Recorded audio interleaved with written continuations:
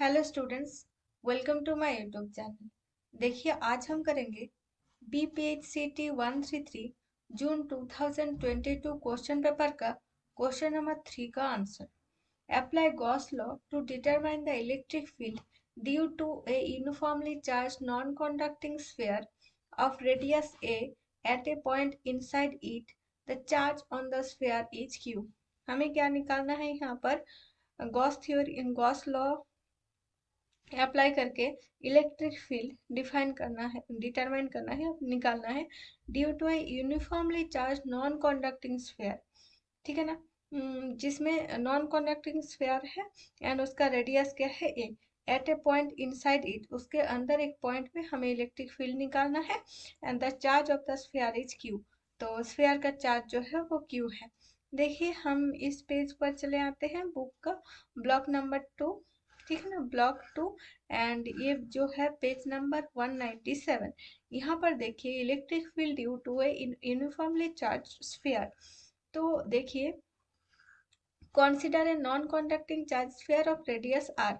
ये जो दिया हुआ है, हमें यहाँ पर क्या करना है, एक पॉइंट जो है यहाँ पर P आउटसाइड लेना है। पर हमें तो यहाँ पर पूछा गया है कि P जो है वो हमें क्या चाहिए, पॉइंट जो है इनसाइड चाहिए।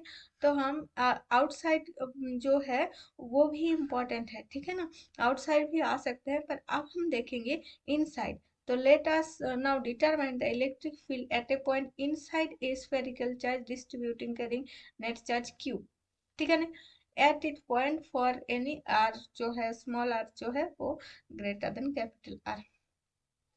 तो यहाँ पर हमें बोल रहे हैं कि रेडियस जो है वो a है, पर यहाँ पर जो हमें गिवन है, ठीक है ना, एक पॉइंट P का है, रेडियस है R, और यहाँ पर स्फीयर का रेडियस जो है वो कैपिटल R है। यहाँ पर रेडियस स्मॉल r जो है वो लेस देन है कैपिटल R से। We draw a spherical Gaussian surface of radius R, ये less than R, small r and less than capital R। तो कैपिटल R की जगह पर हमें यहाँ पर A लिखना है। मैं ये कैपिटल R से ही आप लोगों को बता रही हूँ, पर आपको देखिए यहाँ पर स्फीयर का रेडियस जो है, uniformly charge non conductive sphere of radius a at a point inside it. तो यहाँ पर रेडियस a है स्फीयर का, तो आपको यहाँ पर कैपिटल R की जगह पर a लिखना है। ठीक है ना, और ये जो है डायग्राम है, ये ड्रॉ कर लेना है। इन हुई यहाँ पर देखिए, स्फीयर का जो रेडियस है वो r है, एंड यहाँ पर ये जो पॉइंट P है, P के लिए हम स्फीयर बना लिए हैं इसका सरफेस। तो एंड यहाँ पर जो है रेडियस r है। इन which q is not be replaced by charge small q enclosed by the Gaussian sphere radius r। बस यहाँ पर रेडियस r में यहाँ पर रिप्लेस हम करेंगे q बाय स्मॉल q। ना what is the value of the radius, तो यहाँ पर क्या आ जाएगा, ये यहाँ से लिखना है, यहाँ पर रो इज कांस्टेंट, द यहाँ से लिखना है द वॉल्यूम चार्ज डेंसिटी। देखिए, ये आप करेंगे, लिखेंगे कि यहाँ पर द वॉल्यूम चार्ज डेंसिटी, यहाँ से ही हम स्टार्ट करेंगे, है ना। पहले ये कर लीजिएगा कि sphere of Gaussian surface of radius small r less than capital R की जगह पर a लिखना है। q is now replace by small q enclosed by the Gaussian sphere of radius r। यहाँ पर जो भी है ये सभी plus q and minus q जो चार्ज है वो लिखना है, या फिर let us consider sphere sphere carrying net charge Q, and यहाँ पर लेट ए पॉइंट P। ठीक है ना, ये सभी लिख लेना है। उसके बाद हम क्या देखेंगे, यहाँ से लिखना है the volume charge density is uniform for the charge sphere of radius r, capital R। हाँ, ध्यान रखिए, कैपिटल R की जगह पर आप लोग को a लिखना है। That is rho is constant. ठीक है ना, the volume spherical charge distribution is, यहाँ पर स्फीयर का चार्ज डिस्ट्रीब्यूशन क्या आ जाएगा, वॉल्यूम क्या आ जाएगा, 1/4 pi r cube. Since the volume charge density rho, ठीक है ना, इज कांस्टेंट, तो यहाँ पर for the sphere of volume four third pi R cube carrying charge Q, then यहाँ पर rho equals to Q by four third pi R cube आ जाएगा। यह है equation number 1। Therefore, the charge enclosed by the Gaussian sphere volume 4 third pi r cube, small r cube, will be product of its volume with volume charge density q equals to rho into 4 third pi r cube. This is equals to यहाँ पर 4 third pi small r cube, and यहाँ पर रो की जगह पर हमें क्या put करना है, रो हमने क्या लिखा है, ये जो इक्वेशन है rho equals to Q by four third pi capital R cube, ठीक है ना। तो four Q by four third pi capital R cube into यहाँ पर four third pi R cube, तो four third pi cancel out हो जाएगा, तो Q small R cube by capital R cube. तो हम अब यूज करेंगे इक्वेशन नंबर 2 को, ये मान लीजिए इक्वेशन नंबर 2 है, और फर्स्ट वाला जो हमने इक्वेशन यहाँ पर लिया है इसे मान लीजिए इक्वेशन नंबर 1, ठीक है ना। तो अब क्या करना है, इक्वेशन नंबर 2 फॉर क्यू, यहाँ पर close integral E D S equals to E in, यहाँ पर क्लोज इंटीग्रल डी एस, ये हमने पहले ही पढ़े हैं। तो यहाँ पर सरफेस इंटीग्रल है, तो सरफेस क्या है, एक स्फेयर का सरफेस जब निकालेंगे तो क्या आ जाएगा, four pi R square E into four pi R square, तो E four pi R square equals to Q by epsilon zero, ठीक है ना। तो क्यू जो है वो क्या है हमारे पास, क्यू इक्वल्स टू रो यहाँ पर cube R cube small R cube divided by capital R cube, ये वैल्यू हम यहाँ पर पुट कर देंगे, तो ई इक्वल्स टू आ जाएगा Q by four pi epsilon zero, यहाँ पर R by R R cube. तो यहाँ पर देखिए क्यू इंटू आर स्क्वायर है divided by epsilon zero into यहाँ पर आर क्यूब है। तो आर स्क्वायर के लिए यहाँ पर क्या लिख लिया है, R square equals to 1/4 pi equals to यहाँ पर equals to E four pi R square, तो आर इक्वल्स टू क्या आ जाएगा, आर स्क्वायर इक्वल्स टू यहाँ पर क्या आ जाएगा 1/4 पाई।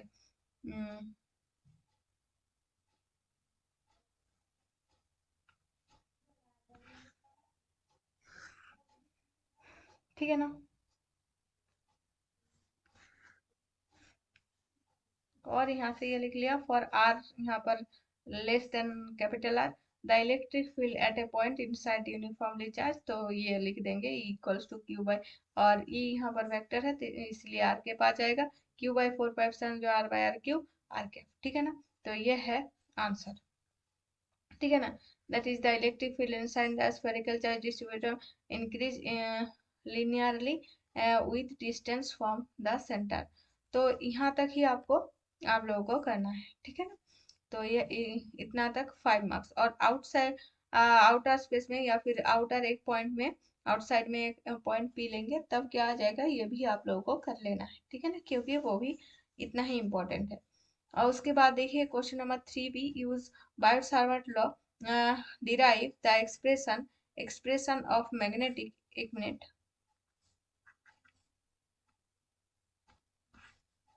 derive the expression of magnetic field due to an infinite current carrying wire। एक करंट कैरिंग वायर के लिए हमें बायोट-सावर्ट लॉ यूज करके हमें क्या करना है, मैग्नेटिक फील्ड का एक एक्सप्रेशन निकालना है, कहाँ पर, एक इनफाइनाइट करंट कैरिंग वायर। तो इसका आंसर देखिए, ये भी बहुत इंपॉर्टेंट क्वेश्चन है, ठीक है ना। बहुत बार जो आपका बी यहाँ पर PH7 था, है ना, PH7, तो वहां पर भी इलेक्ट्रिक एंड मैग्नेटिक फील्ड था, तो वो भी बहुत इंपॉर्टेंट था।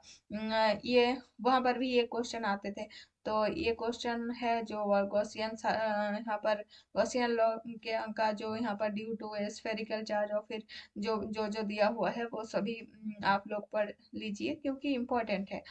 तो यहाँ पर देखिए बायोट-सावर्ट लॉ यहाँ से स्टार्ट करेंगे, या फिर फर्स्ट जो ये हमने कर लिया है यहाँ से ही स्टार्ट करेंगे, ठीक है ना। बी मतलब magnetic field due to a long current carrying straight wire. तो यहाँ पर ये जो डायग्राम है इसे ड्रॉ कर लेना है, ये पॉइंट पी है, ये यहाँ से आई है पूरा, तो जा रहा है, और ये पॉइंट ओ है, ये पॉइंट ए है, और ये बी है।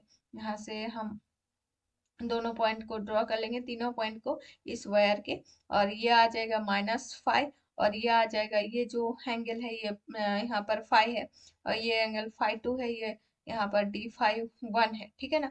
और ये पूरा जो है यहाँ पर ये पूरा जो है ये φ 2 है, ठीक है ना। तो ये φ 1 और ये पूरा जो है वो φ 2 है। ये जो है पाई माइनस थीटा है। यहाँ पर जो है ये R cap sorry R vector है और बी इस साइड में है, आइडियल है, एंड ये पॉइंट सी है, ठीक है ना। और ये आई है। यहाँ से हम स्टार्ट करेंगे फॉर्म फिगर। आप लोगों को ऐसा लिखना नहीं है कि form figure which show that, यहाँ से लिखना है a long straight wire carrying current I, suppose we want to calculate the magnetic field of point P. हम इस पी पॉइंट में इसका जो मैग्नेटिक फील्ड है वो निकालने की कोशिश कर रहे हैं। Let R with the distance between the point P and the current element ideal. तो आइडियल एंड पी के बीच में जो डिस्टेंस है वो क्या है, आर है, ठीक है ना। And let are capital R be the perpendicular distance between the यहाँ पर पी एंड द वायर। तो यहाँ पर जो वायर है और वहां से जो पॉइंट पी है उसका परपेंडिकुलर डिस्टेंस जो है ये है ओ तक, है ना। तो फ्रॉम बार्ट सावर्ट लॉ हम यहाँ पर क्या लिख सकते हैं, राइट द मैग्नीट्यूड। यहाँ पर ये इक्वेशन नहीं लिखना है। From the Biot Savart law we can write the magnitude of the differential magnetic field at a point P due to the current element ideal has। यहाँ पर dB इक्वल्स टू क्या लिखना है, ये बार्ट सर्वर लॉ से हम यहाँ पर एक बार्ट सर्वर लॉ का एक्सप्रेशन है, ठीक है ना। इसे आपको याद रखना है, μ0/4 ideal sin theta divided by r square, where theta is angle between r cap and ideal, the direction dB is given by right hand rule। In the instant case it points out of page eight point P.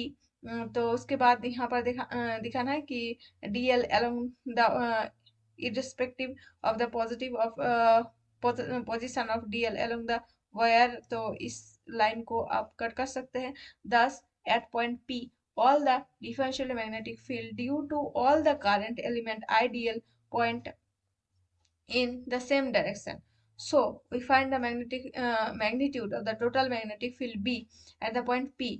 तो B equals to क्या जाएगा, integration dB।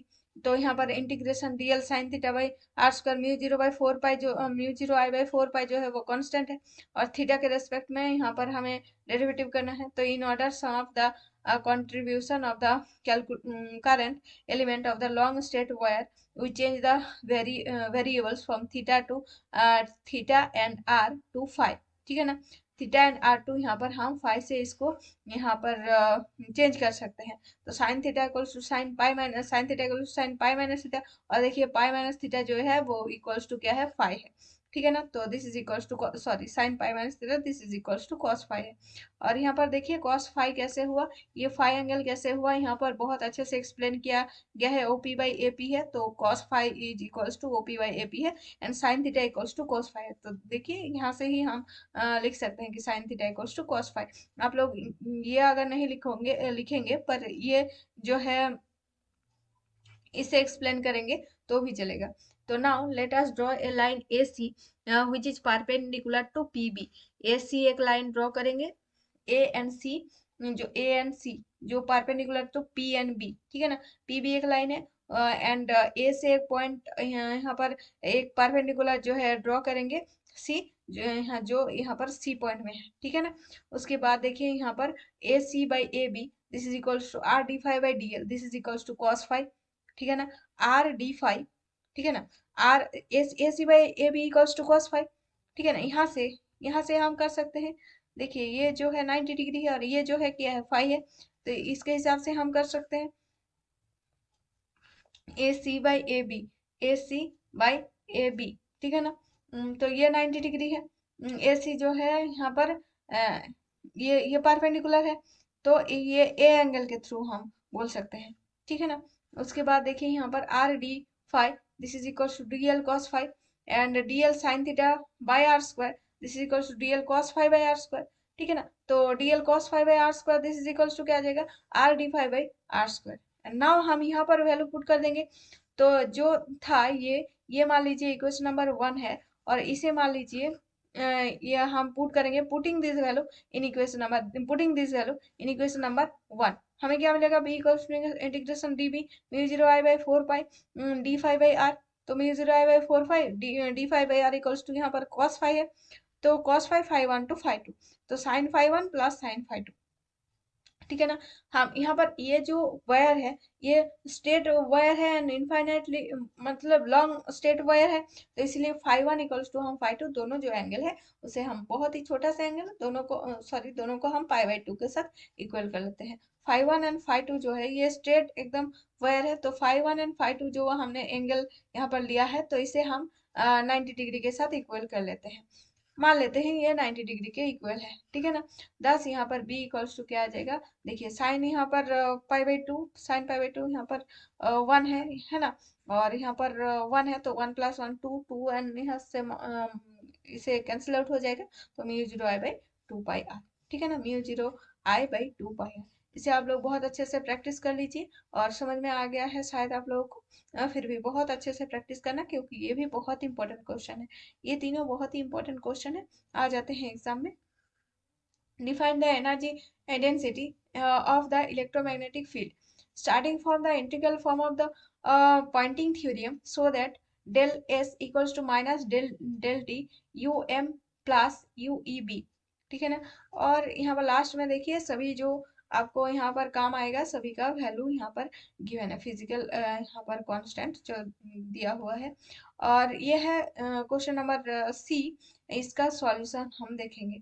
Energy density जो है वो हम बाद में देखेंगे, यहाँ से हमें इसे स्टार्ट करना है कि इंटीग्रेशन फॉर्म से स्टार्ट करना है, उसके बाद डेरिवेटिव फॉर्म में हमें जाकर इसे लिखना है। तो P equals to minus D D T और W E B, this minus one by mu zero double integration S E cross B into D A, ठीक है ना। तो S इक्वल्स टू क्या है, वन बाई म्यू जीरो, यहाँ से direct लिखना है आपको, ठीक है ना। ये है इक्वेशन नंबर वन मान लीजिए। उसके बाद डायरेक्ट लिख दीजिए we know that S equals to one by mu zero E cross B, and S equals to यहाँ से क्या आ जाएगा, यहाँ से थोड़ा सा लिखना है, तो this is called Poynting vector, it is represented by electric flux density SdA is energy per unit time transported by the electromagnetic field across the surface area dA। तो यहाँ पर the direction of pointing vector of the electromagnetic wave at any point is the same as the direction of wave propagation। its magnitude is क्या आ जाएगा, S equals to one by mu zero E B, one by c into mu zero E square, and this is equals to c by mu zero B square E equals to C B, ठीक है ना। और the magnitude of the Poynting vector is given the is given the rate of the flow energy any given instant। Poynting theorem से यहाँ से क्या मिलेगा, P equals to यहाँ से D W E B by D T minus double integration S D A, तो S D A यहाँ से हम of course work done of the change will increase the mechanical energy, ठीक है ना। तो let U M denote the mechanical energy, then P equals to one by D T triple integration भी volume integration U M D V, जैसे surface integral ये volume integral. तो यहाँ से ये थोड़ा सा ये जो है U E B as the energy density of the electromagnetic field, U E B equals to half epsilon zero square plus one by mu zero B square. ये जो फर्स्ट क्वेश्चन है फर्स्ट क्वेश्चन का answer, और उसके बाद ये इसका भी पार्ट है।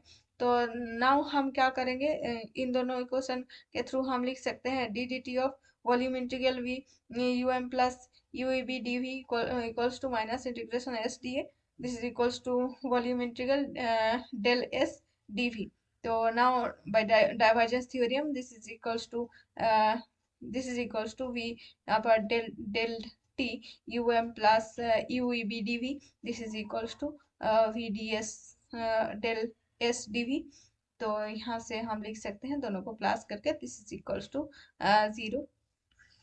उसके बाद since the volume v is arbitrary for the volume integral, यहाँ पर ये जो है this integral will be zero, is integrated must be zero, तो यहाँ पर डेल एस यहाँ पर इक्वल्स टू इस साइड में माइनस में आ जाएगा, minus del del del T U M plus U B, ठीक है ना। This is the differential form of Poynting theorem. तो यहाँ तक आप लोगों को लिखना है। ठीक है ना। तो समझ में आ गया शायद आप लोगों को। मैं जितना अच्छे से समझा सकती थी मैंने समझा दिया। अगर कहीं पर आप लोगों को लग रहा है कि समझ में नहीं आ रहा है, या फिर और भी अच्छे से समझाते तो अच्छा होता, तो कमेंट में प्लीज बताइए। और फिर आज की वीडियो में इतना ही। ठीक है ना। कहीं पर भी कोई भी प्रॉब्लम होगा तो बताइए, मैं आप लोगों की जो डाउट है वो क्लियर करने की कोशिश करूंगी। आज की वीडियो में इतना ही। और ये जो प्रीवियस ईयर क्वेश्चन पेपर है, ये इसका सभी आंसर हो गया है। तो आज की वीडियो में इतना ही। Thank you.